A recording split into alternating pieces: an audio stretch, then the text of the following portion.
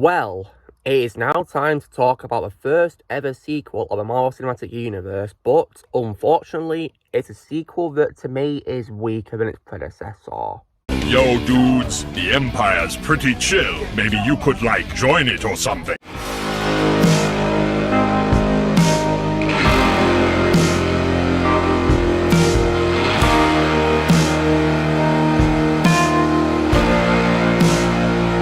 Hey everyone, Lucamus Prime here, so it is time for a brand new movie review today, and in today's video, guys, I'm going to be reviewing what is, of course, the third installment of the Marvel Cinematic Universe, of course, and also the first sequel of the franchise. And this is a sequel, of course, to the very first movie of the Marvel Cinematic Universe. And this video is going to be reviewing, of course, what is none other than 2010's Iron Man 2.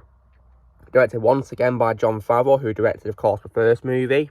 So, now when it comes to this movie, then, so how was this movie made? So, following the critical and commercial success of Iron Man in May 2008, Marvel Studios announced and immediately set to work on producing a sequel. In July, Justin Theroux was hired to write the script, and Jon Favreau was signed to return as director. Robert Downey Jr., Gwyneth Paltrow, and Samuel L. Jackson were also set to reprise their roles from Iron Man, while Don Cheadle was brought in to replace Terrence Howard in the role of James Rhodes. And in the early months of 2009, Mickey Rourke, Sam Rockwell, and Scarlett Johansson filled out the supporting cast. Filming took place from April to July 2009, mostly in California as in the first film, except for a key sequence in Monaco. Unlike its predecessor, which mixed digital and practical effects, the sequel primarily relied on computer-generated imagery to create the Iron Man suits. The film premiered at the El Capitan Theatre on April 26, 2010, and was released in the United States on May 7th as part of Phase 1 of the MCU. The film received praise for its action sequences and performances, although critics deemed it to be inferior to the first film. That I definitely would agree with on. The sequel grossed over $623.9 million worldwide box office, making it the seventh highest grossing film of 2010. It received an Academy Award nomination for Best Visual Effects. When it comes to my reaction to this film, guys, so I remember when this film was being advertised, because it was being advertised quite a lot for me back in 2010, and they even, advertised it a lot when I was on holiday in Turkey back in 2010, and at the time, I'd not seen the first movie yet, so I didn't see this movie when it came out in 2010. So I waited till I'd seen the first movie, and I waited, of course, until this film, of course, came onto television. And so I watched this movie for the first time, and in my opinion, guys, I think it's only decent at best. So yeah, I unfortunately think it's weaker than the first Iron Man movie. The first one, in my opinion, is like a superhero masterpiece, but the sequel, in my opinion, is weak in comparison. So yeah, but I don't think it's terrible by any means, but I think it's weaker than the first movie. But it's still, in my opinion, though, a pretty good movie in some cases, because there's some good things about it that I do like. So what is this movie about? So, taking place 6 months after the first movie, Tony Stark resists calls from the United States government to hand over the Iron Man technology, which is causing his declining health. Meanwhile, Russian scientist Ivan Vanko, who's played by Mickey Rourke, of course, uses his own version of the technology to pursue a vendetta against the Stark family. So, now, when it comes to, of course, what I think is good about a movie, so, despite me regarding this film as being weaker than the first Iron Man movie, it does still have some good qualities. So, Robert Downey Jr., of course, comes back as Iron Man, and he gives a great performance in this movie, and as I thought in my review for the first movie, I don't imagine anyone else playing the role better than Robert Downey Jr., in my opinion. In my opinion, he was a perfect casting as Iron Man, and it makes me glad that Jon Favreau picked him to play Iron Man, of course. And I'm also thankful that Robert Downey Jr. was in Kiss Kiss Bang Bang, because that was apparently the film that inspired Jon Favreau to cast him as Iron Man. So yeah, Robert Downey Jr. still gave a great performance in this movie, of course, and Gwyneth Paltrow also gave a great performance once against Pepper Potts as well in this, and she played a part very well, of course, in this sequel.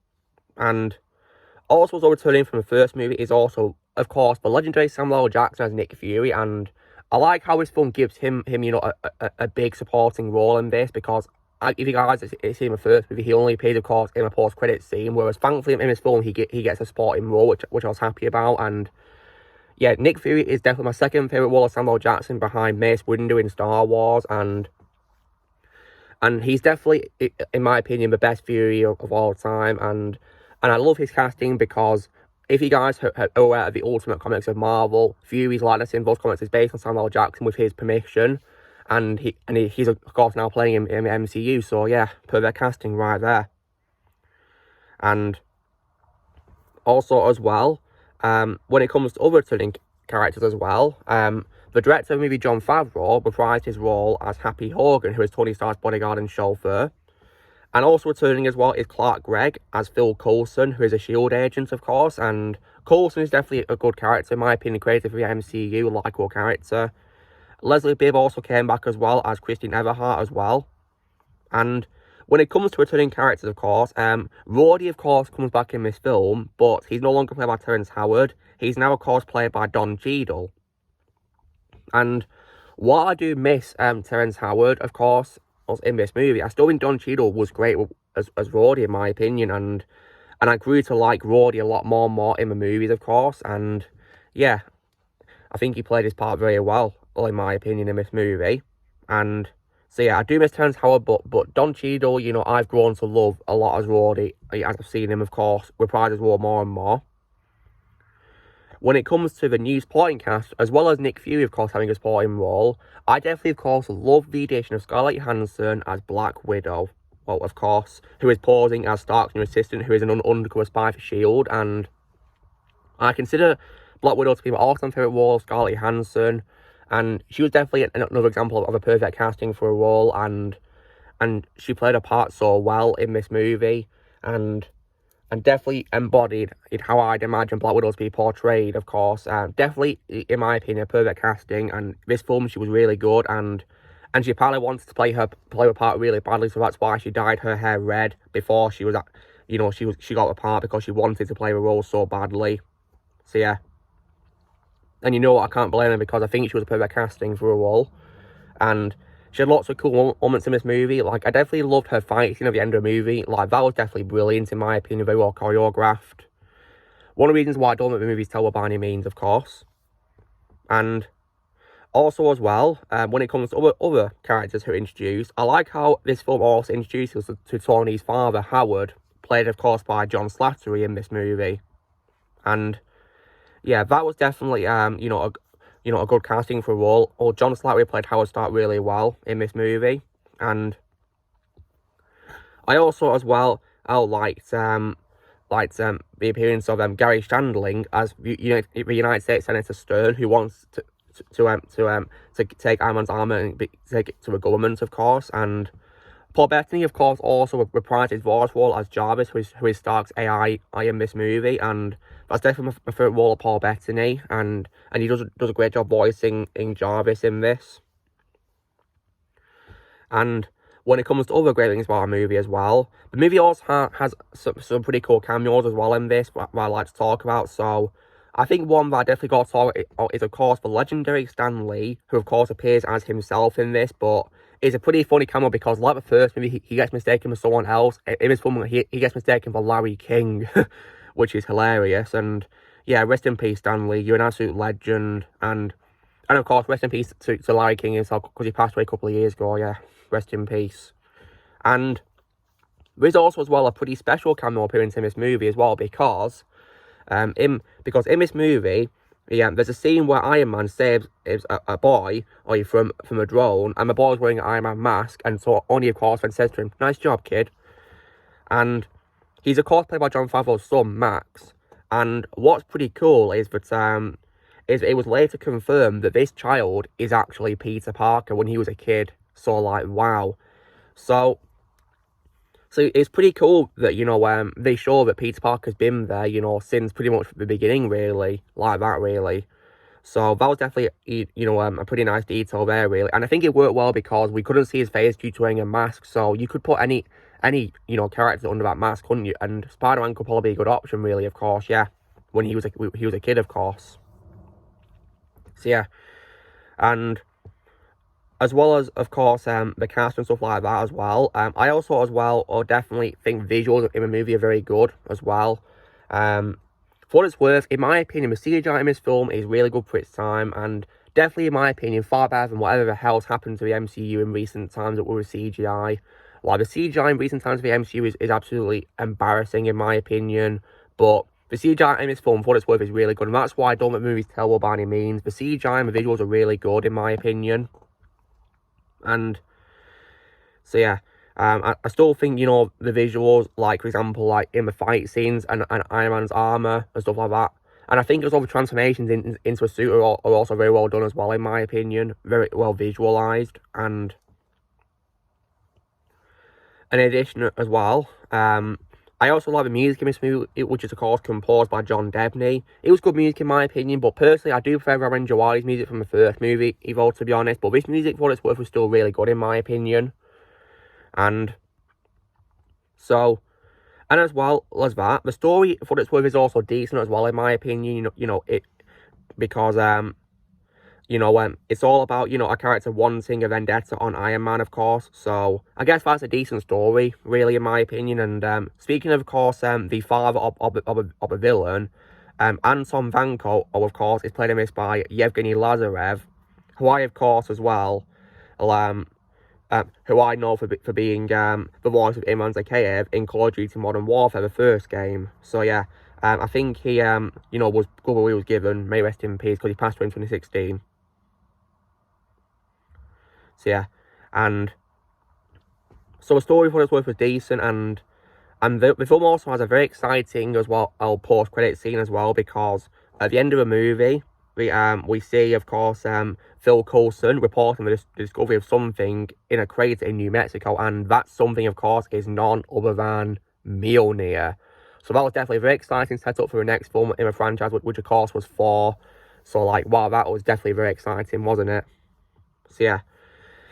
So, that's probably it for good qualities, but unfortunately, of course, because I think this film is weaker than the first movie, here are the bad qualities I have with it. So the thing about this film that throws me off the most, guys, is probably, in my opinion, the villains, because compared to Obadiah Stane from the first movie, I feel the villains in this were just lacking something, because I feel they were really boring, and stuff like that, and they didn't work for me. So, Mickey Rourke, of course, plays the villain, of course, Whiplash, who of course is Ivan Vanko in this. So, but what's confusing, of course, about him is that I'm pretty sure his alter ego Ivan Vanko is actually the alter ego of one of the incarnations of Crimson Dynamo. Yeah, I think it's Anton Vanko, who used to be, of course, Crimson Dynamo, but unfortunately this film doesn't really acknowledge this, does it, sadly?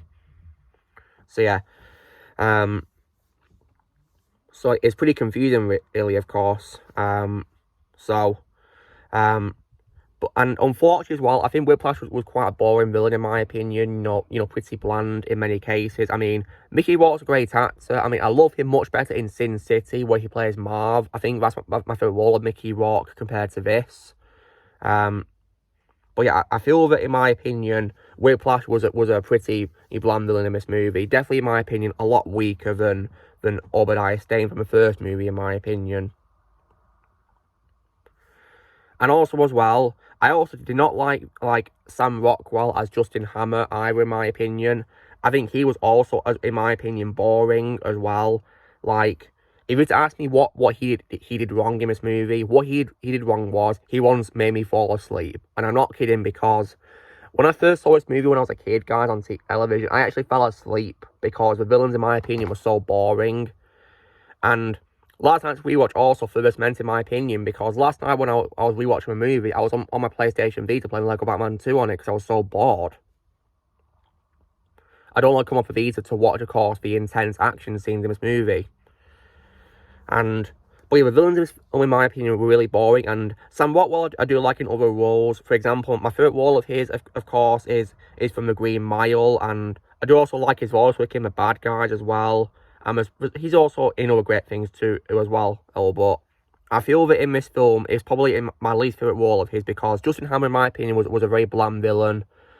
I personally prefer Efren Zimbalist Jr., may rest in peace, from from the Spider-Man and Iron Man and animated series universe from the 90s, you know, of that sort of universe, you know, shared animated universe. I prefer him because he voiced in Iron Man animated series. So yeah, may Ephraim rest in peace. And also as well as the villains as well, I also feel the film also doesn't have as much action as the first movie did, in my opinion.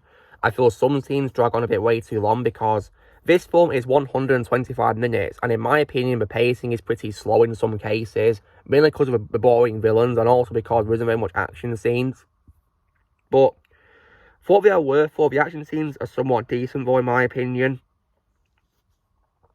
But yeah, I feel that, you know, this film was lacking something that the first film had, so it had boring villains and not very much action scenes, in my opinion, and that didn't really work for me, so I feel that the villains and the lack of action were probably my main downfalls with this movie, to be honest.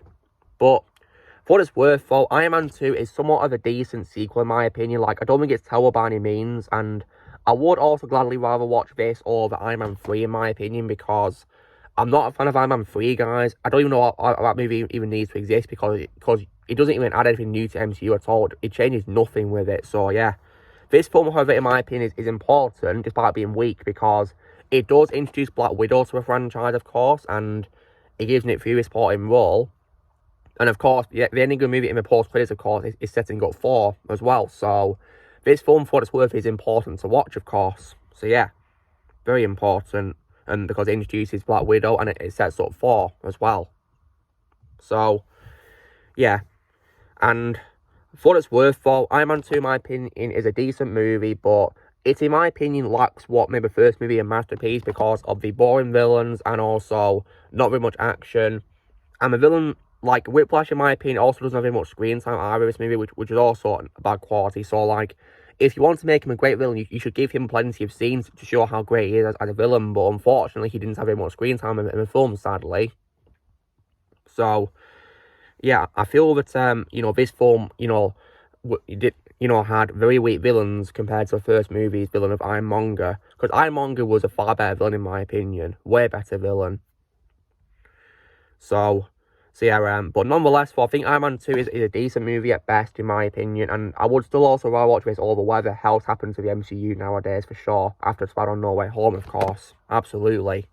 Because if you guys weren't aware, of course, I started watching the MCU after I saw Spider-Man No Way Home, because I've not liked the direction it's gone in, and after hearing what's happened with the MCU, I'm so glad that I've not seen the rest of it after No Way Home. Really happy. So, I'd rather watch things which are more worth my time, like this, for example. So, yeah. If you guys were wondering what I would give this movie a score out of 10 for, well, I don't remember what I gave it on my ranking video that I did back in, I think it was like early 2021, I think. I don't know, maybe.